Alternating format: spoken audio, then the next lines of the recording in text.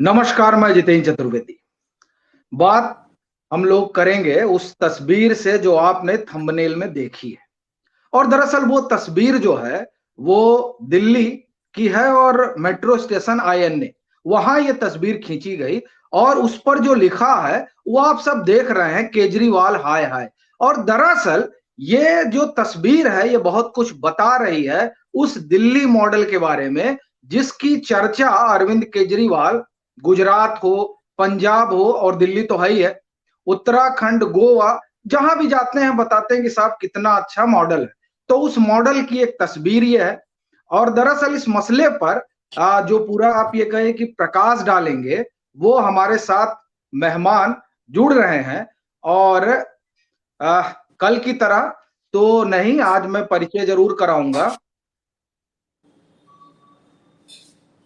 तो हमारे साथ हिंदुस्तान समाचार न्यूज एजेंसी है उसके कार्यकारी संपादक ब्रजेश कुमार जी जुड़े हैं। ब्रजेश जी, आपका स्वागत है मतांतर पर। जी धन्यवाद। और जो तस्वीर आपके कैमरे में कैद हुई, दरअसल पहले तो उसकी कहानी जानना चाहता हूं। केजरीवाल हाय हाय। दरअसल ये एक संयोग था। दिल्ली में दिल्ली हाट एक ऐसा लोकप्रिय जगह है जहाँ जगह जगह से लोग आते हैं। दिल्ली आने वाले लोग भी उस जगह आते हैं। वो कला संस्कृति या हस्तकला को प्रदर्शित करने वाली एक ऐसी जगह है जहाँ भारत का को एक समग्रता में देखा जा सकता है। उसके रहन सहन को, खान पान को, उसके लिबास को, वहाँ बनने वाले हस्तकरघा की चीज़ों को। तो वहाँ से मैं निकला ही था कि एक ऑटो हमारे सामने से गुजरा। तो एक बारगी उस ऑटो के पीछे जो कुछ लिखा था वो चौंकाने वाला था। तो उस ऑटो वाले से बात करने का अवसर तो नहीं मिला, ट्रैफिक घना था। तो मैंने उसकी कुछ तस्वीरें ली, जो तस्वीरें अपने आप में बहुत कुछ बताती हैं। वो इसलिए कि जब दिल्ली में अन्ना मूवमेंट शुरू हुआ तो ऑटो वाले वो पहले लोग थे जिन्होंने अन्ना मूवमेंट को पूरे दिल्ली में फैलाने का प्रयास किया था। उसके बाद विश्वविद्यालय के छात्रों ने उस मूवमेंट को आगे बढ़ाया। उसके बाद आम आदमी, दिल्ली के वे लोग उस विश्वविद्यालय, उस आंदोलन से जुड़े और दिल्ली में जो प्रवासी लोग हैं वो फिर उस आंदोलन से जुड़ते गए और दिल्ली, जिसको हम लोग अन्ना आंदोलन कहते हैं, वो घर घर तक पहुंच गया। लेकिन उसको पहुंचाने वाले ये तिपहिया वाहन ही थे। तो जहां केजरीवाल इतने लोकप्रिय थे, वहां आज उसी तिपहिया वाहन के पीछे लिखा हुआ केजरीवाल हाय हाय एक अलग संदेश दे रहा था। तो यही सोचकर मैंने उस तस्वीर को अपने कैमरे में कैद किया और शायद आपका ध्यान उस पर गया और आप मुझसे ये सवाल आपने मुझसे किया। नहीं, दरअसल बड़ी बात यह है कि ये तस्वीर या इस तरह का जो आप ये कहिए कि जमीन पर, वो भी दिल्ली की जमीन पर जिस मॉडल की वो सबसे ज्यादा चर्चा करते हैं, वहां जब इस तरह की चीजें नजर आती हैं एमसीडी चुनाव से ठीक पहले, तो आप इसे किस रूप में देखते हैं कि क्या वाकई में जिस मॉडल की चर्चा है वो कुछ वैसा है, या फिर ये जो तस्वीर है, ये जो ऑटो पर जो कुछ लिखा रहा, वो लोग कुछ एक अलग कहानी बयान कर रहे नहीं, ऑटो के पीछे जो चीजें लिखी हुई हैं उससे लगता है कि यहाँ का की आबो हवा या यहाँ का वातावरण बदल रहा है। जो लोग केजरीवाल में विश्वास रखते थे, उस पर यकीन करते थे, अब उनका वो विश्वास की वो जमीन दरक गई है, ऐसा मालूम होता है। ये मैं नहीं कह सकता कि वो अगर या राजनीतिक स्तर पे मैं इसकी बात नहीं करूंगा। मैं सिर्फ एक सामाजिक या स्तर पर जो एक विश्वास का संबंध बना था आम आदमी पार्टी से या अन्ना मूवमेंट से निकले हुए उन लोगों से जिन्होंने आम आदमी पार्टी बनाई थी, आम आदमी पार्टी, उनसे जो विश्वास बना था, ऐसा लगता है कि जो पहला धड़ा जो उनसे जुड़ा था उसका ही मोह भंग हो गया है। ये एक ऑटो की कहानी नहीं है। अगर दिल्ली में आप अमूमन एक सप्ताह घूमेंगे और उसमें ये हर ऑटो वाले से बात करेंगे तो उसमें आपको 30% से 40% ऐसे ऑटो वाले मिलेंगे जो आम आदमी पार्टी की कार्य पद्धति का विरोध करते हैं। वो ये नहीं चाहते कि आम आदमी पार्टी जो वादे की या वो वादे करते रही है वो उसने कितना पूरा किया, लेकिन वो ये मानती है कि आम आदमी पार्टी ने जो अपने आंदोलन के समय जो बातें किए थे, जो वादे किए थे, उसको उसने पूरा नहीं किया और वो उससे नाराज भी है, दुखी भी है और खुद को ठगा हुआ भी महसूस करती है। इसमें ऑटो वालों से ये काम से शुरू होता है और ये दूसरे तबके में भी जाता है। दरअसल दिल्ली में वो लोग जो हाशिए पर है, उन सभी ने आम आदमी पार्टी में संभावनाएं देखी थी और ऐसा लगता है कि वो संभावनाएं अब दरक रही हैं।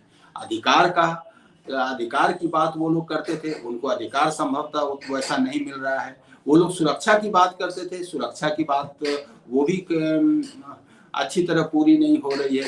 वो लोग साधन की बात करते थे, जहां वो रोजगार पा सकें, वो भी नहीं मिल पा रहा है। तो जिस उम्मीद में वो लोग आम आदमी पार्टी की तरफ गए थे, वो लगता है कि वो ठगा हुआ महसूस कर रहे हैं। और यही ऑटो के पीछे जो लिखा था, वो यही संदेश मुझे लग रहा है कि वो दे रहा है। तो अगर इस तरह की परिस्थिति आप देख रहे हैं दिल्ली में, और खास तौर से वो दिखाई भी दे रही है, जैसा कि आपने कहा कि ये एक दो ऑटो वाली की कहानी नहीं है या उन लोगों की बात भर नहीं है, ये दरअसल वो उम्मीदें जो अरविंद केजरीवाल से बंधी थी, उन उम्मीदों का की टूटन जो है वो दरअसल उसकी ये तस्वीर है। तो ऐसी स्थिति में ये जो अब एमसीडी का चुनाव तकरीबन आप ये समझिए कि अब तो लिस्ट वगैरह भी आ गई है भाजपा की तरफ से भी स्टार प्रचारकों की, और आम आदमी पार्टी भी पूरी कोशिश में लगी हुई है कि एमसीडी में वो जो भाजपा का अपना रिकॉर्ड रहा है 3 बार का, उसको तोड़े और वो काबिज हो। तो इन परिस्थितियों में आप कहां देखते हैं, क्या आम आदमी पार्टी के लिए कोई संभावना है? और इसमें मैं एक सप्लीमेंट्री सवाल जोड़ना चाहता हूं कि कांग्रेस खास तौर से, क्योंकि अगर एमसीडी के चुनाव में कांग्रेस किस तरीके से आपको दिख रही है कि आएगी?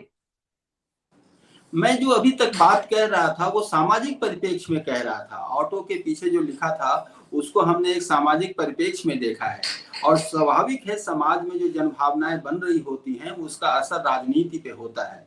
लेकिन आज जो राजनीति है उसका जो गुणा गणित है वो बहुत बार अलग तरीके से भी उसका मूल्यांकन लोग कर रहे हैं।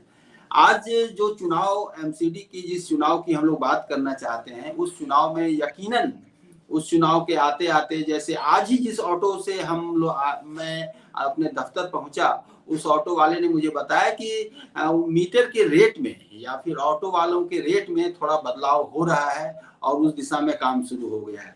स्वाभाविक है कि अरविंद केजरीवाल को ये मालूम है कि ऑटो वाले उनसे नाराज हैं तो उनको खुश करना है। ऐसे और धड़े होंगे, समाज का और भी वर्ग होगा जिसको खुश करने की अलग अलग कोशिशें हो रही होंगी। तो ये राजनीतिक पहल है, ये चुनाव जीतने की एक कोशिश है जो अरविंद केजरीवाल अपने तरीके से कर रहे हैं। यही कोशिश भारतीय जनता पार्टी भी कर रही होगी यकीनन, और कांग्रेस भी अपने तरीके से कर रही होगी। लेकिन कांग्रेस का जो नेतृत्व है वो ऐसा नहीं दिख रहा कि इस चुनाव को जीतने के लिए बहुत लालायित है या बहुत इच्छुक है। लेकिन कांग्रेस के जो कार्यकर्ता हैं या कांग्रेस के जो ग्रास रूट लेवल पे काम करने वाले लोग हैं, वो ये नहीं चाहते कि हमारी जमीन या हमारी जहां उन्होंने अपना समय लगाया है उसको कोई और काट कर ले जाए 10 साल में। आम आदमी पार्टी को आगे आए हुए अभी 10 साल हुए हैं और वो पिछले 25 साल से उस जमीन, 30 साल से 40 साल से उस जमीन पे काम कर रहे हैं। नेतृत्व की गलती की वजह से या नेतृत्व से जो चूक हो रही है उसकी वजह से कार्यकर्ता को भुगतना पड़ रहा है, उनकी राजनीतिक जमीन खिसक रही है। तो दिल्ली का कांग्रेस का आम कार्यकर्ता उस जमीन को बचाने के लिए जी जान से जुटा हुआ है। नेतृत्व का उस तरफ कोई लगाव रुझान नहीं दिख रहा है।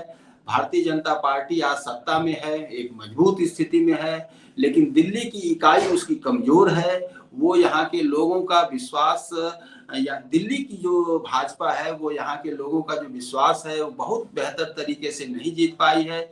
यहाँ के दिल्ली के लोग नरेंद्र मोदी में पूरी आस्था रखते हैं, इसलिए कि यहाँ की 7 सीटें नरेंद्र मोदी को उन्होंने दी। लेकिन दिल्ली के म्युनिसिपल कॉरपोरेशन में जो लोग हैं भारतीय जनता पार्टी के, उससे जरूर उनका मोह कुछ भंग हुआ है, जिसका लाभ उठाने के लिए आम आदमी पार्टी बेचैन है। और यही अभी इस चुनाव में जो भी परिणाम आएगा वो मुझे लगता है कि अगर कांग्रेस पार्टी या कांग्रेस के कार्यकर्ता इस चुनाव से अपने आप को अलग रख कर लेते हैं तो ये इस चुनाव इसके परिणाम संभवतः चौंकाने वाले आएंगे।